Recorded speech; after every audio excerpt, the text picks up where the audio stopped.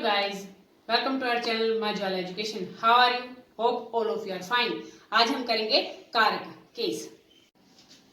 सबसे पहले देखते हैं कारक जो है उसका अर्थ क्या है। कारक का शाब्दिक अर्थ जो है वो है करने वाला, अर्थात क्रिया को पूर्ण करने में योगदान देने वाले जो शब्द होते हैं, देने वाले जो वर्ड होते हैं, उन्हें क्या कहते हैं? उन्हें कारक कहते हैं। परिभाषा: संज्ञा या सर्वनाम के जिस रूप से उसका संबंध वाक्य में क्रिया के साथ जाना जाए, किसके साथ जाना जाए?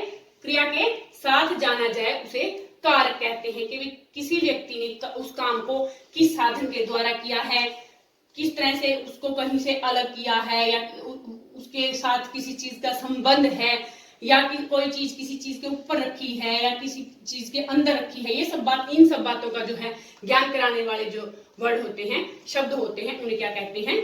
कारक कहते हैं। जैसे राम ने रावण को बाण से मारा। यहाँ ने क्या है? ने, को, से, ये सारे जो हैं कारक शब्द हैं। राम क्या है? यहाँ पर राम है कर्ता, भी राम ने काम को किया है। राम जो है यहाँ पर कर्ता है, रावण है वो कर्म है, और बाण से, ये बाण मतलब साधन है, इसलिए इसे हम कर्णकार कहेंगे। अगर ने, को, से इनको वाक्य से हटा दिया जाए तो क्या इसका कोई अर्थ निकलेगा? नहीं निकलेगा। राम रावण बाण मारा, नहीं समझ में आती ना इससे पूरी बात। तो इसलिए हम इन कारकों का प्रयोग करके ही अपनी बात को पूर्ण रूप से श्रोता के सामने रख सकते हैं और वो समझ सकता है। अगर हम कारकों का प्रयोग नहीं करेंगे तो हम अपनी बात को स्पष्ट रूप से समझाने में असमर्थ रहेंगे। इसलिए कारक जो है बहुत ही जरूरी टॉपिक है हमारे हिंदी में। कारक के भेद व चिन्ह। कारक के 8 भेद होते हैं। देखते हैं कौन कौन से। कर्ता, कर्ता जो कारक होता है, जो काम को करने वाला होता है, उसके लिए हम कौन से चिन्ह का प्रयोग करते हैं? ने। जैसे बिल्ली ने दूध पिया। आगे है कर्म कारक। कर्म कारक के जो चिन्ह होते हैं वो कौन कौन से होते हैं? को, ए। इस तरह के जो ये जो चिन्ह है, ये कर्म कारक के होते हैं। जैसे माँ ने बच्चे को दूध पिलाया। इसके बाद देखते हैं कर्ण कारक। कर्ण कारक के जो चिन्ह होते हैं, से के द्वारा माँ ने दूध से खीर बनाई। आगे देखते हैं संप्रदान कारक। संप्रदान कारक के जो चिन्ह होते हैं, को के लिए दादाजी बच्चे के लिए किताब लाए। आगे देखते हैं अपादान कारक। अपादान कारक का जो चिन्ह होता है वो होता है से, मतलब कि से अलग करना। यहाँ तो था साधन से किसी चीज के साथ, जैसे यहाँ पर बताया था बाण से भी किसी चीज के साथ कोई काम करना, लेकिन यहाँ वाला जो से है वो है अलग करना, किसी चीज को किसी चीज से अलग करना। जैसे पेड़ से पत्ता गिरा, पेड़ से अलग होकर पत्ता नीचे गिर गया, तो यहाँ कौन सा कारक है? अपादान कारक है। आगे है संबंध कारक। संबंध कारक के लिए चिन्ह कौन कौन से होते हैं? का, के, की, रा, रे, री, ना, ने, नी। जैसे यह कार उसकी है, यह कार उसकी है, यह पेन मेरा है। इस तरह के जो वाक्य आते हैं वो संबंध कारक के अंतर्गत आते हैं। इसके बाद देखते हैं अधिकरण कारक। अधिकरण कारक के चिन्ह है में, पर। जैसे बच्चे नदी में नहा रहे हैं, बिल्ली मेज पर बैठी है। संबोधन कारक।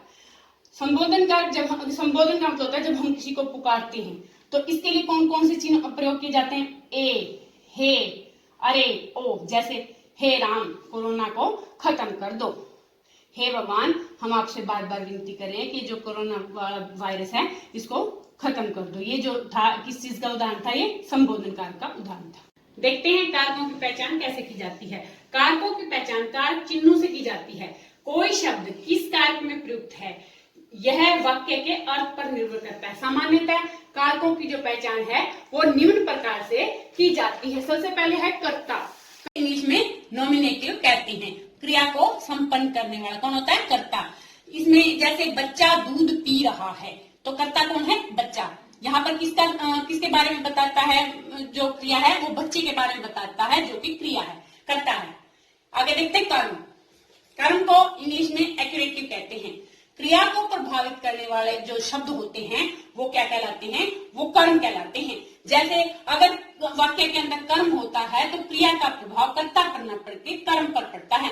जैसे माँ बच्चे को कटोरी से दूध पिलाती है, यहाँ तो था बच्चे ने दूध पिया, यहाँ है बच्चे को माँ कटोरी से दूध पिलाती है, तो प्रभाव किस पर पड़ेगा? कटोरी पर पड़ेगा। तो यहाँ पर कटोरी क्या है? कर्म है। इसके बाद देखते हैं कर्ण। कर्ण को इंग्लिश में इंस्ट्रूमेंटल कहते हैं। क्रिया का साधन या उपकरण। क्रिया जो है किस साधन के द्वारा हुई है, कौन सा साधन, कौन सा उपकरण उसमें प्रयोग किया गया है। जैसे मैं पेन से लिखता हूं, यहाँ किसके द्वारा लिखा गया है, काम किसके द्वारा हुआ है? पेन के द्वारा हुआ है। तो साधन क्या है यहाँ पर? पेन, जो कि कर्ण कारक है। इसके बाद है संप्रदान, जिसे डेटिव कहते हैं, जिससे क्रिया के उद्देश्य प्रयोजन का बोध हो, जिसके लिए क्रिया संपन्न की जाए। वे किस उद्देश्य से, किस प्रयोजन से, किसकी वजह से, मतलब किस काम के लिए वो क्रिया की गई है और उसको संपन्न करने का जो काम है वो क्यों किया गया है, ये सब, इन सब बातों का जो पता चलता है वो संप्रदान कारक से चलता है। आगे देखते हैं अपादान कारक, एब्लेटिव। अलगाव, यहाँ पर अलगाव के अलावा कारण भी, कोई काम जो है किस कारण से हुआ है, किसकी तुलना हुई है, उसमें क्या भिन्नता है, उसका प्रारंभ कब, कैसे और क्यों हुआ है, और सीखना, जैसे किसी काम को, जैसे हम बच्चे को पढ़ना सिखाते हैं, लिखना सिखाते हैं, सीखना आदि का जो है बोध होता है। जैसे बच्चा जो है वो पेन से लिखता है, यहाँ वो, ये तो हो गया कर्म कारक। अगर हम ये कह दें कि बच्चा जो है स्कूल से आता है, तो वो क्या हो जाएगा? अपादान कारक हो जाएगा, क्योंकि वह स्कूल से आ रहा है। जैसे दादी माँ गाँव से आ रही है, यहाँ पर दादी माँ गाँव से दूर होकर आ रही है, तो यहाँ क्या है? अपादान कारक बताता है। आगे आता है संबंध, जिसे जेनेटिव कहते हैं, जहाँ दो पदों का पारस्परिक संबंध बताया जाए, अर्थात दो जो पद हैं उनका क्या संबंध है, इस बात के बारे में जो चिन्ह बताते हैं उन्हें हम संबंध कारक चिन्ह कहते हैं या संबंध कारक कहते हैं।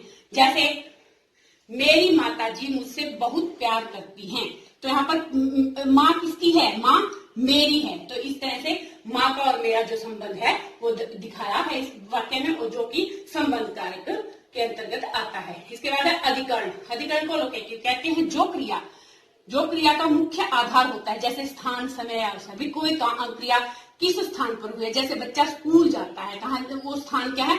स्कूल जो है स्थान के लिए आता है। जैसे समय है, बच्चा 8 बजे स्कूल जाता है, ये क्या है? वो समय को बताता है।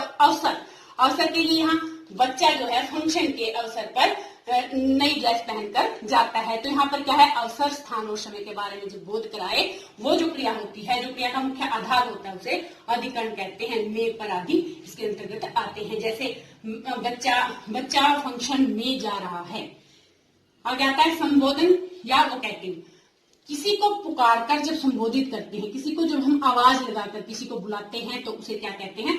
संबोधन कारक चिन्ह कहते हैं। जैसे अरे तुम कहाँ जा रहे हो, हे भगवान सबका भला करना।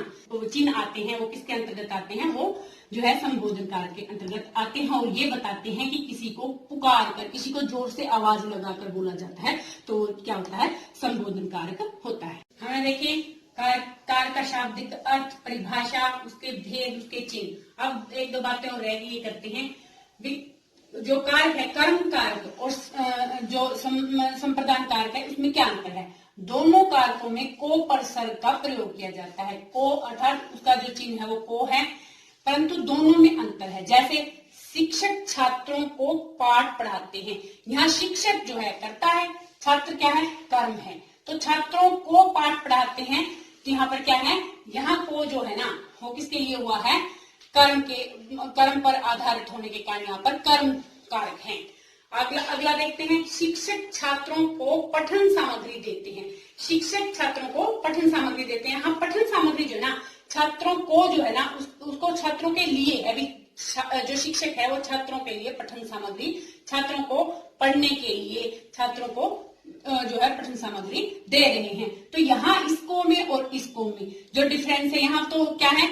छात्रों को डायरेक्ट काम हो रहा है, छात्रों को दिया जा रहा है। यहाँ क्या है? छात्रों के लिए संबोधित कर रहा है। यहाँ इसके बाद देखते हैं कर्ण कारक और अपादान कारक में अंतर। इन दोनों कारकों का प्रसर्ग जो है वो से है, फिर भी दोनों में अंतर है। जैसे हम बस से पिकनिक गए, हम बस के द्वारा, मतलब हम बस में बैठकर पिकनिक गए।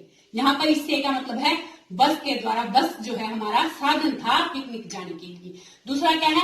खिड़की से बाहर मेरी नजर गई। यहाँ खिड़की से, यहाँ भी से है लेकिन यहाँ इसका क्या अर्थ है, खिड़की से बाहर मेरी नजर गई, भी मेरी नजर जो है बस की खिड़की से बाहर गई। तो यहाँ पर ये साधन नहीं है, इसलिए यहाँ पर क्या है, अपादान कारक है।